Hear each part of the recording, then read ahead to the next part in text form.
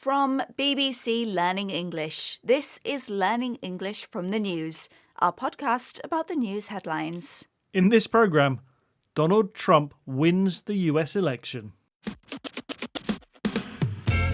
Hello, I'm Beth. And I'm Phil. In this programme, we look at one big news story and the vocabulary in the headlines that will help you understand it. You can find all the vocabulary and headlines from this episode, as well as a worksheet, on our website, bbclearningenglish.com. So let's hear more about this story. Donald Trump has won the 2024 US presidential election. Trump has more than the 270 electoral college votes needed in the US system to give him a victory over Democrat candidate Kamala Harris. Harris is the current Vice President of the USA. She replaced President Joe Biden as the Democrat candidate after he decided in the summer not to stand again. Before the election, many experts expected the election result to be closer than it has been. Donald Trump will become the first US president in over 130 years to have a gap between his two presidencies. During the campaign, Trump survived 2 assassination attempts.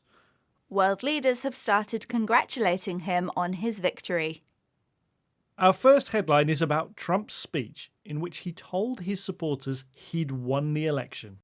And we have a headline here from BBC News. Donald Trump declares magnificent victory in speech to jubilant supporters. That headline again, Donald Trump declares magnificent victory in speech to jubilant supporters, and that's from BBC News. So, Trump said that his victory is magnificent, meaning extremely good.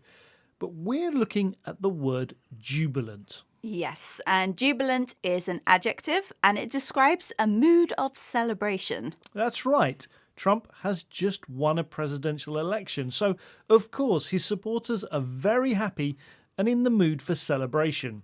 But why jubilant? What is it about this word that makes it appropriate in this context? Well, jubilant is not a word that is just for any kind of happiness, is it? No, it's about celebration because of success. So you can be jubilant after success in your university final exams. It's a big deal. And we use it with the prepositions at, about, or over. So, to give some examples, you might be jubilant at success in your exams, or jubilant about winning a team final, or jubilant over an election victory.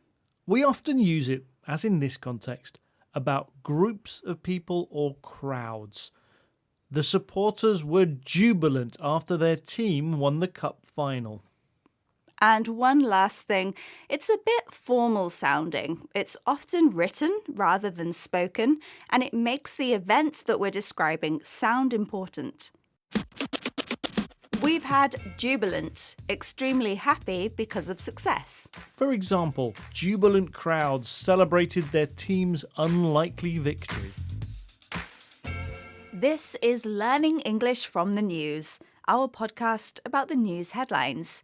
Today, we're talking about Donald Trump's victory in the US presidential election. During election night, as the results were coming in, it became clearer that Trump was likely to win. And our next headline talks about this. Donald Trump closes in on US election victory. And that's from Politico. And that headline again, Donald Trump closes in on US election victory. And that is from Politico. Yes, and we're looking at the phrase close in on. It means to get close to something, especially when it takes skill or effort to do so. Let's imagine ourselves, for example, as a detective. You're trying to catch a criminal and you're getting close to catching them. In fact, it is very likely that you will catch them. You're closing in on them. We can also use it if we're trying to win a competition.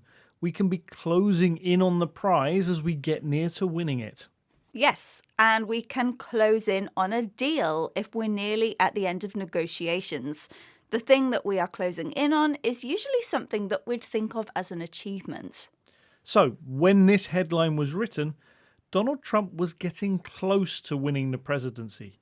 He was closing in on victory. We've been looking at close in on. Get close to victory. So, for example, we could say, with that win, the team is closing in on the championship. This is Learning English from the News, our podcast about the news headlines. Today, we're talking about Donald Trump's victory in the US presidential election. Our next headline was written in the lead up to the election. Now, in the lead up, the polls, and opinion polls are when people are asked how they're going to vote, were almost equal. No one knew for certain who was going to win. A Harris or Trump victory were both thought to be possible. And here's the headline. US votes as polls show Harris and Trump neck and neck. And that's from the Financial Times. Again, that headline, US votes as polls show Harris and Trump neck and neck. And that's from the Financial Times.